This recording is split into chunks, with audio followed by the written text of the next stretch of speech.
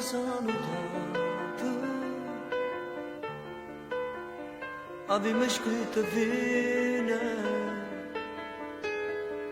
scordammo il passato,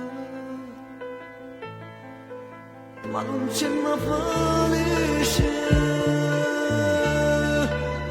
perché sapemmo già, tu amante buona amici, non può mai restare, scordammoci,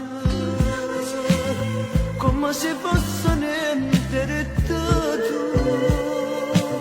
perdemmoci, adoro non ci potremmo incontrare più.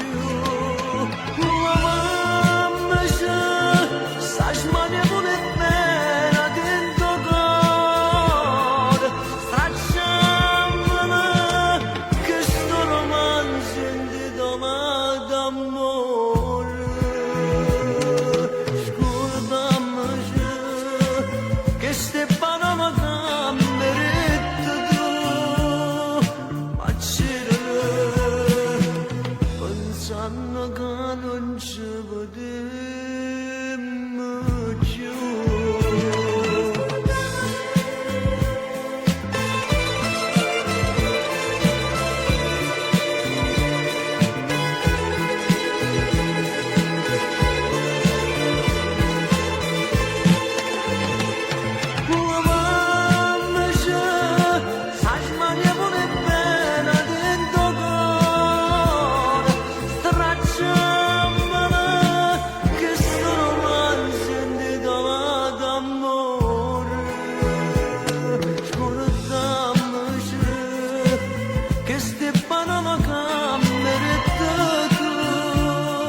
Ma c'era, pensando che non c'era.